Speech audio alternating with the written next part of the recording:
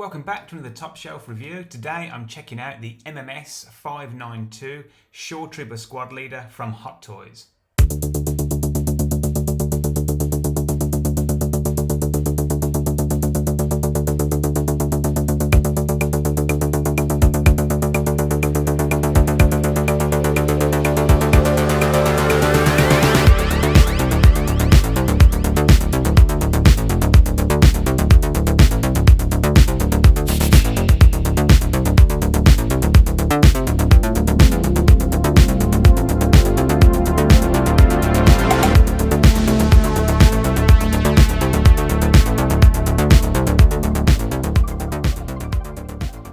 Okay, here he is out of the box with all his accessories. So this is the Rogue One re-release Shoretrooper squad leader. So recently Hot Toys released two Rogue One Shoretroopers, this guy, a regular trooper, and then shortly after that they released another Shoretrooper from the Mandalorian.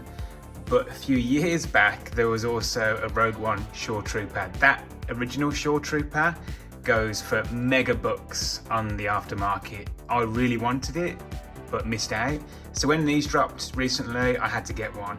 In hindsight, I wish I'd got the regular trooper and not the squad leader.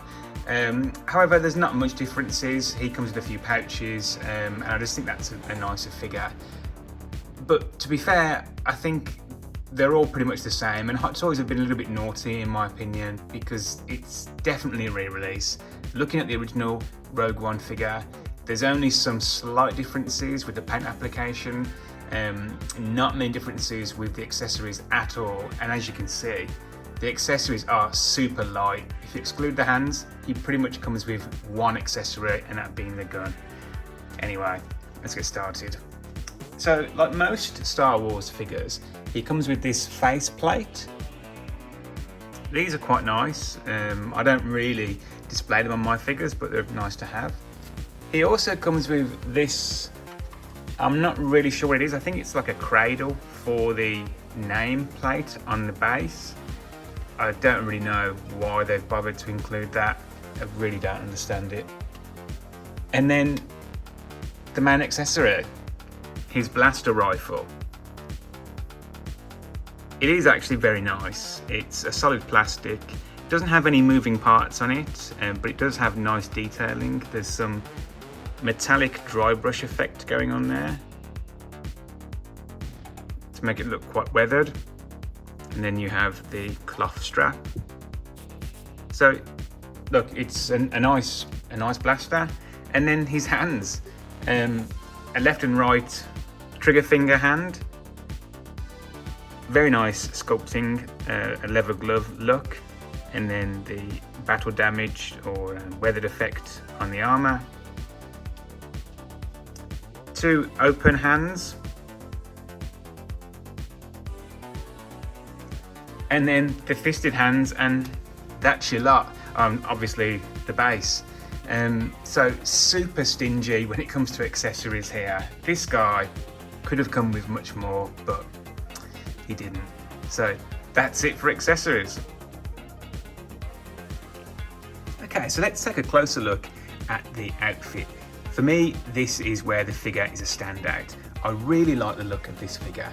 Before I got into Hot Toys, I was a 12 scale collector, and one of my first 6-inch figures was an SH Figure Arts Star Wars Shoretrooper, and I was really impressed by that figure. When I saw that there was a Hot Toys version, I had to get it, but that was the original Scarif Shoretrooper, and it goes for mental money, so no way I could get that. So I had to get this one, and I wasn't disappointed in terms of the wardrobe. Really nice detail. The outfit itself is this tough plastic, but it's the detailing that's on it. It has all this weathering effect all across the armor, these scuffs and these scrapes. The application here on the shoulders is really well done. It's simple, but there's just something very impressive about it. Even these symbols, the yellow symbol here he has on his chest and here on the arm piece, plus the nice red, the deep red on the arm piece. Again, the motif that he has up here also on his helmet. Everything about the armour is very simple, but also very, very impressive. I really like this piece. The trousers also very nice. They're a decent cloth material. There is, I think, some type of padding on the leg underneath that I can feel. I'm not entirely sure why. They're not restrictive at all. It does allow for decent articulation.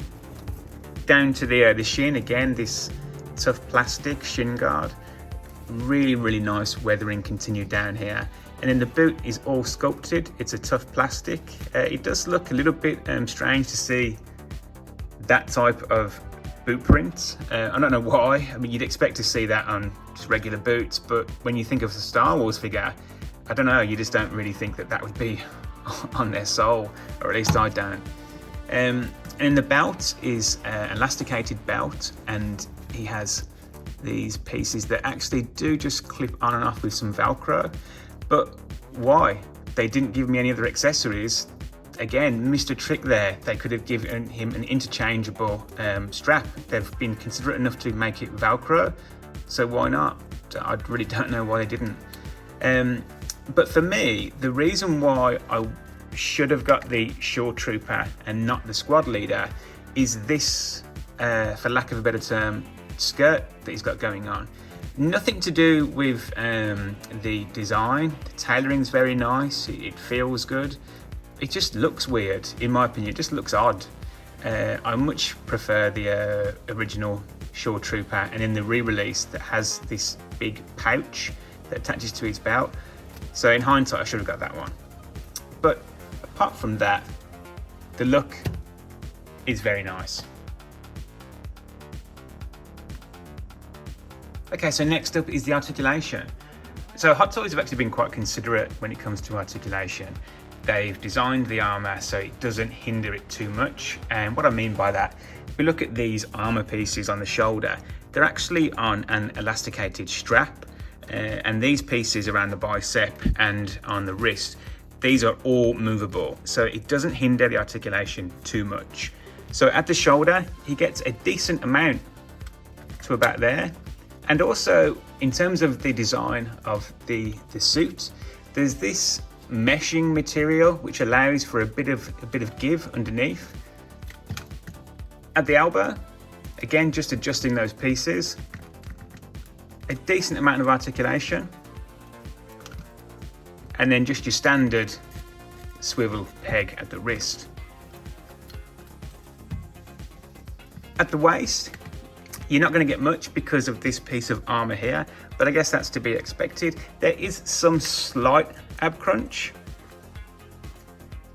so I guess that's better than nothing. But yeah, you are going to be restricted because of that piece there. At the hip,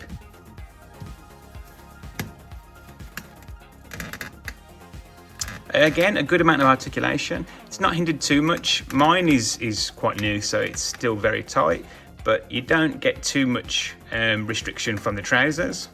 And then the knee is a double jointed knee.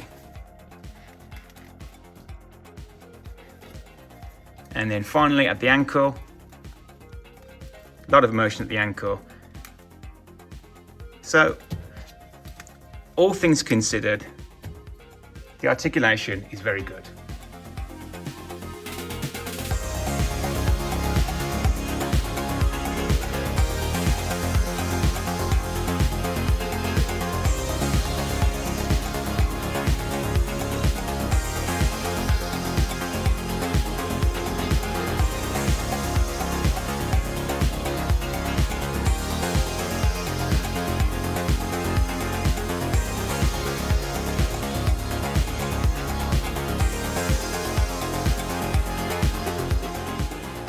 So my final thoughts on the Shoretrooper squad leader.